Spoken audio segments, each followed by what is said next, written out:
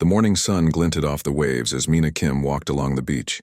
She carried her research tools in a weathered backpack. As a marine biologist, she spent most days studying ocean life on this small Pacific island. Today was different. Mina stopped suddenly. Through the morning mist, she saw something unusual at the water's edge. Two small shapes lay half buried in wet sand. Not fish, not seaweed. Something else. She approached carefully, her scientific mind racing with questions. When she got closer, she gasped and dropped to her knees. "What are you?" she whispered. Two small beings, no larger than human children, lay motionless on the sand. Their skin was a soft blue color that seemed to glow faintly from within. They had human-like bodies but with thin, delicate limbs. Their heads were slightly larger than human proportions, with closed eyes that appeared oversized beneath their lids. Mina reached out slowly. Her hand trembled as she touched one of the beings. The skin felt cool and smooth, like polished glass. A faint pattern of crystal-like marks covered parts of their bodies, spreading slowly as she watched. One of the beings opened its eyes. They were deep purple with no pupils, just swirling colors like tiny galaxies. It made a soft chirping sound, and Mina felt something strange, a feeling in her mind, like gentle fingers touching her thoughts. "You're hurt," she said, not knowing if they understood. "I can help you." The being's eyes seemed to grow brighter. The second one also opened its eyes now, looking at her with the same galaxy-filled gaze. More chirping sounds came, and with them Mina felt images in her mind. A bright light, falling, pain, fear. She looked around nervously. The government had strict rules about finding unknown species. If these were aliens, and how could they be anything else? She was supposed to report it immediately. Military teams would come. Scientists in protective suits would take over. These beings would become test subjects. Mina made her decision quickly. She carefully lifted both creatures, surprised at how light they were, and placed them in her large research container. She covered them with her jacket. "I'll help you," she promised. "Just stay quiet." Back at her small lab behind her beach house, Mina locked the doors and closed all windows. She gently placed the twins, she thought of them as twins because they looked identical, on a soft blanket on her examination table. Under better light, she could see they were badly injured. The crystal-like patterns were spreading across their skin. Where the pattern grew, the skin seemed to harden and crack. One of the twins reached out a four-fingered hand toward the other, and they linked fingers weakly. Mina's phone rang, making her jump. It was Tae-ho. "Are we still meeting to review the coral samples?" he asked. "Something's come up," Mina said, her voice shaking slightly. "Can you come over, and don't tell anyone?" 30 minutes later, Tae-ho stood frozen in her lab doorway. "Have you lost your mind?" he whispered, staring at the alien twins. "Do you know what the penalty is for not reporting this?" Tae-ho had been in the military before becoming a research assistant. He knew the protocols better than anyone. "Look at them," Mina said. "They're dying. If I report this, they'll be taken away. Studied, cut open. They're intelligent, Tae-ho. They can communicate, in my mind. I felt it." "That's impossible," he said, but his voice lacked conviction. One of the twins made a chirping sound again, and both Mina and Tae-ho felt a wave of emotion, gratitude mixed with fear. "Did you feel that?" Mina asked. Tae-ho nodded slowly, his face pale. "This is bigger than us, Mina. We're talking about proof of alien life. We're talking about two living beings who need help," she corrected. "Will you help me?" The twins' condition was getting worse. The crystal patterns now covered nearly half their bodies. Tae-ho sighed deeply. "What do you need me to do?" "First, we need medical supplies, and we need to understand what's happening with these crystal formations." As Tae-ho left to gather supplies, Mina gently scanned the twins with her research equipment. The readings made no sense. Energy patterns unlike anything she'd ever seen. One twin reached up and touched her hand. Suddenly, Mina's mind filled with strange images. A vast field of stars, a beautiful world with two suns, and then darkness, danger, a desperate mission. "Who are you?" she whispered. "Where did you come from?" The answer came not in words, but in feelings and fractured images. Something about scouts, observers, a peaceful mission gone wrong. Mina knew one thing for certain: helping these beings would change everything. It had been 3 days since Mina brought the alien twins to her lab. She barely slept, watching over them as the crystal patterns slowly stopped spreading. Tejo came every morning with fresh supplies and worried looks. "You look terrible," he told Mina on the 3rd day. "When did you last sleep?" Mina rubbed her tired eyes. "I'm fine. They're getting better. Look." The twins sat up on their makeshift bed. The blue glow of their skin was brighter now. They watched Mina and Tejo with their galaxy eyes making soft chirping sounds. "Have you learned anything about them?" Tejo asked, keeping his distance. Mina nodded, a little. "It's hard to explain. They don't speak with words. They show me things in my mind, pictures, feelings." She paused. "I think their names are Rhea and Leo. At least that's what feels right when they share their thoughts." "That sounds impossible," Tejo said. As if in response, one of the twins, Leo, Mina thought, looked directly at Tejo and made a series of chirps. Suddenly, Tejo gasped and grabbed the table for support. "What was that?" he whispered. "They're talking. To you?" Mina said with a small smile. "Did you see anything?" Tejo's face was pale. "Stars. A ship. I felt peaceful, but also worried." Mina nodded. "They're called the Lumini. Their home is far away. I don't understand how far. They came to watch us, to learn about Earth, not to harm anyone." Over the next few days, Mina created a simple system to communicate with the twins. She drew pictures and used simple words, while they responded with chirps and mental images. Slowly, they built understanding. One evening, as the sun set over the ocean, Rhea touched Mina's hand. Images flooded Mina's mind. A beautiful planet with rings like Saturn, tall crystal towers that sang in the wind, ships that moved between stars like fish through water. "Your home is beautiful," Mina whispered.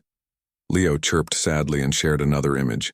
Their ship breaking apart high above Earth, the emergency escape, the crash into the ocean. "You've been watching us for a long time," Mina said, understanding. Their mental pictures. "Why?" The twins looked at each other, then at Mina. Together they projected an image of Earth seen from space, then zooming in on cities, technology, weapons. The feeling that came with it was clear: concern. "You're worried about us," Mina realized, "about how fast we're developing technology without growing in other ways." The twins nodded, their eyes glowing brighter in agreement. That night, Mina had strange dreams. She saw alien landscapes and felt the warmth of twin suns on her skin. She flew over crystal cities without a ship, just her body moving through the air. When she woke, the feeling stayed with her. In the bathroom, Mina noticed something strange. A small cut on her hand from yesterday's work was completely healed. She stared at it, confused. Later that day, as she worked in the lab while the twins watched, a glass beaker slipped from her hand.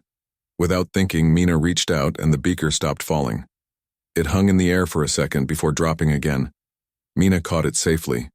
The twins chirped excitedly. "Did you do that?" she asked them. Or did I? Their response came as a feeling. Both and neither. That evening, Tejo arrived looking worried. "The government knows something's up," he said quietly.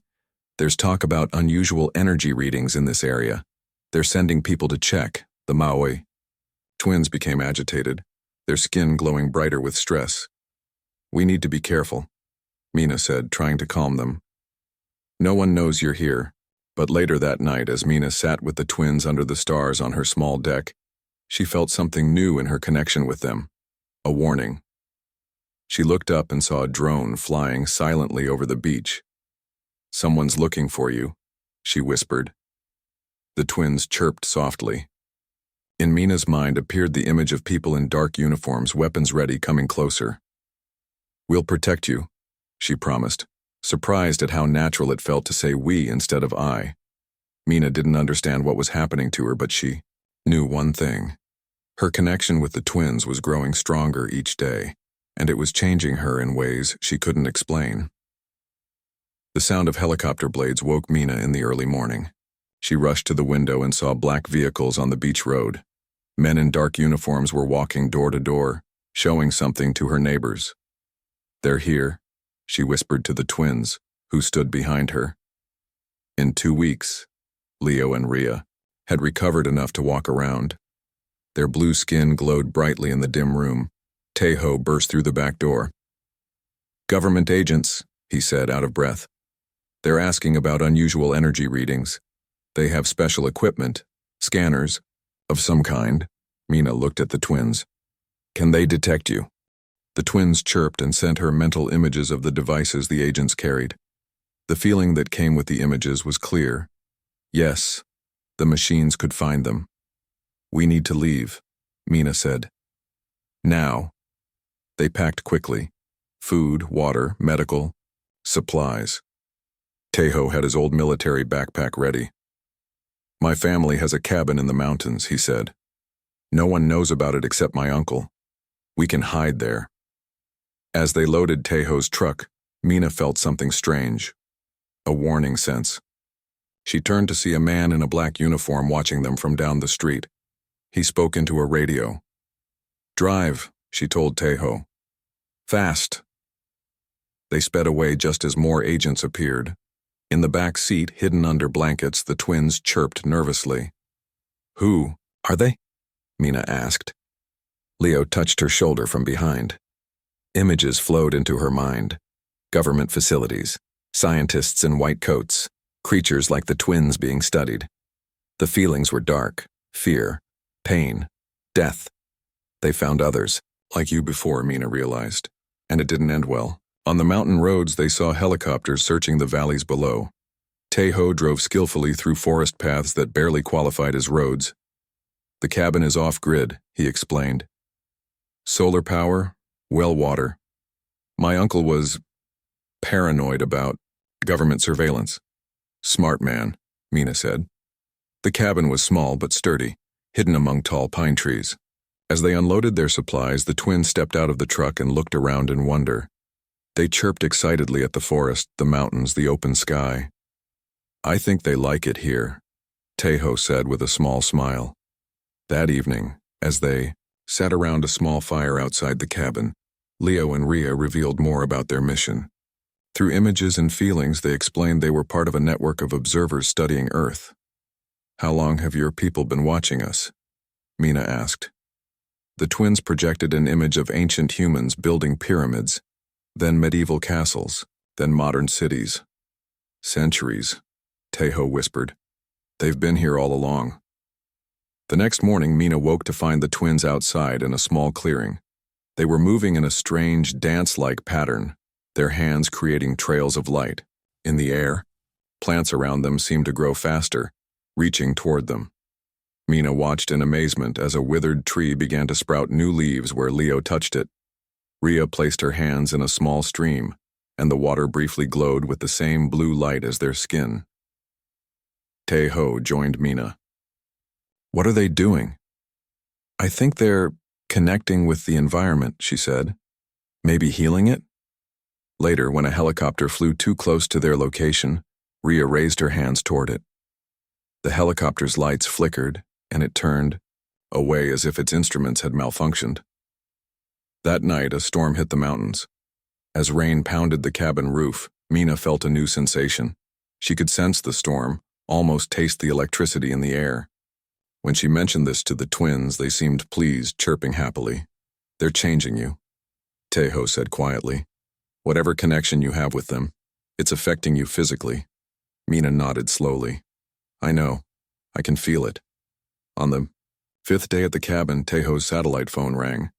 It was his contact in the Coast Guard. They know where we are, he said after hanging up. Someone spotted the truck. They're calling it Operation Stardust. The man in charge, Commander Han, he's been tracking unusual events for years. He's convinced aliens are real, and he wants to capture them. The twins chirped in alarm, their skin pulsing with bright light. How long do we have? Mina asked. A day? Maybe less. That night, as they planned their next move, Mina looked at the twins with new understanding. You came here for a reason, didn't you? It wasn't just to observe. You were looking for something or someone. The twins looked at each other, then at Mina. Their galaxy eyes seemed deeper than ever. Yes, they seemed to say without words. We found you. The storm grew worse as the night went on. Wind howled around the cabin, shaking the windows. Lightning cracked across the sky, followed by thunder that made the whole building tremble. Inside, the mood was just as dark. Leo had fallen ill suddenly. He lay on a makeshift bed, his blue skin turning dull gray in places. The crystal patterns, which had almost disappeared during his recovery, now spread rapidly across his chest. What's happening to him? Mina asked, her voice shaking. Rhea made soft, mournful chirping sounds as she knelt beside her twin. She placed her hands on Leo's chest, and a faint glow passed between them. It wasn't enough. Can we help? Tejo asked. Medicine? Water? Rhea looked up at them, her galaxy eyes dimming with worry. She touched Mina's hand, sending images that made little sense. Strange machines, glowing liquids, things that didn't exist on Earth. She needs something we don't have, Mina said. Something from their world. Outside, another lightning bolt struck nearby, lighting up the forest in brilliant white. Rhea suddenly chirped loudly and rushed to the window. She pointed. At the lightning, then at Leo. Energy, Tejo realized. She needs energy to help him. Working quickly, they gathered metal objects from around the cabin. Cooking pots, tools, anything that might conduct electricity. Following Rhea's instructions through mental images, Tejo built a simple lightning rod on the cabin roof. When everything was ready, Rhea placed her hands on the metal rod inside the cabin. She looked at Mina and projected a clear warning. Stay back. The next lightning strike hit their makeshift rod. Electricity surged down the metal and into Rhea's body. She glowed so brightly that Mina and Tejo had to shield their eyes. Rhea channeled the energy into Leo, who arched his back and made a sound they had never heard before. Almost like singing. For a moment, both twins glowed with blinding light. Then suddenly, everything went dark. When Mina could see again, both twins were sitting up looking stronger than ever. But something had changed. Their eyes seemed different, deeper, older somehow. Thank you, a voice said in Mina's mind. Not just feelings or images this time, but clear words.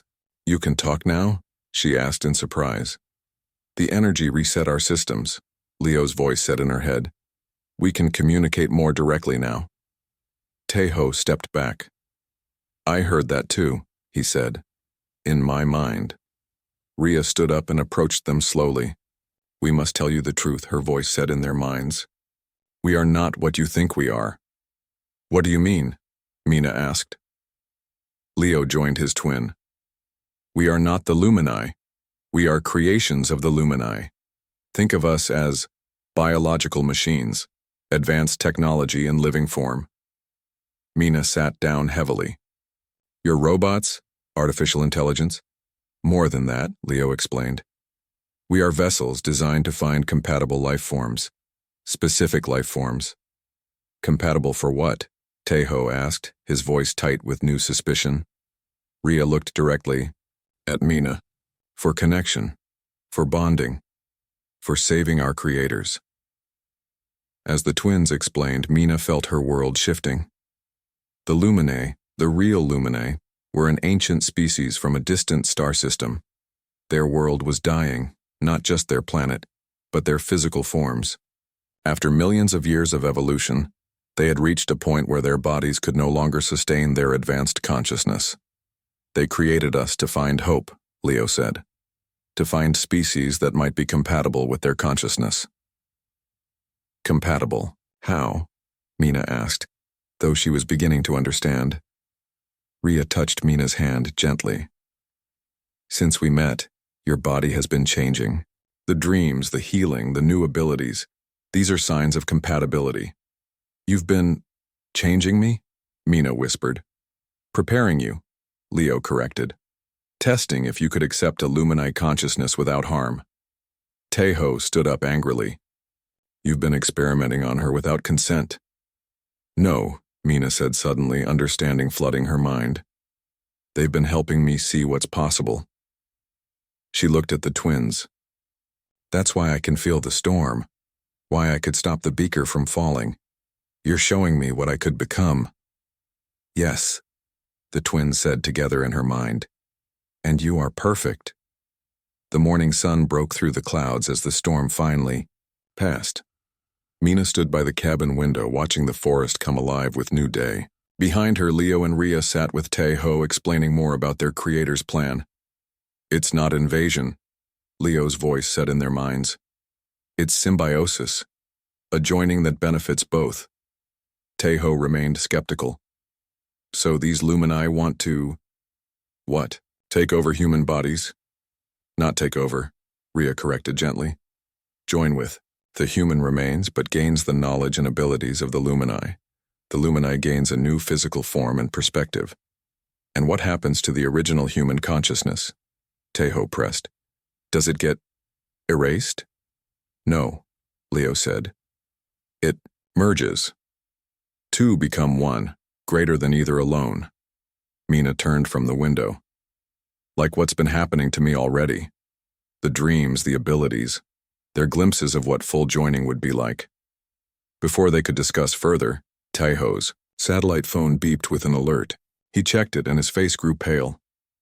They're here. Military vehicles just turned onto the forest road. Maybe 20 minutes away. Mina looked at the twins. Commander Han is coming for you. For us? Rhea corrected. They detected your changes, too. They quickly gathered their few belongings. As Tejo checked the back path for escape routes, he found something strange in the old storage shed. A dusty box filled with books and journals. Mina, he called, look at this. The box contained his uncle's research journals. Tejo flipped through them frantically. My uncle wasn't just paranoid, he said in disbelief. He was a researcher. These journals, they're full of accounts of people throughout history who displayed unusual abilities. Healers who could cure with a touch. People who could predict disasters. Children who could move objects with their minds. He showed Mina a page with an old photograph. A woman stood beside a withered tree that was sprouting new leaves where she touched it, just like Leo had done. There have been others, Mina whispered. Other joinings.